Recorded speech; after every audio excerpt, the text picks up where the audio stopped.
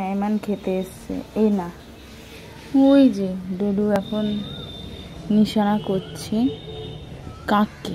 কাক আমাদের বাড়িতে খেতে এসছে, কিন্তু কাকটা কই গেল আমি এখনো দেখতে পাচ্ছি না। আচ্ছা, এখানে কোথাও আছে, আমার হয়তো চোখে পড়ছে না। ওই যে ওই যে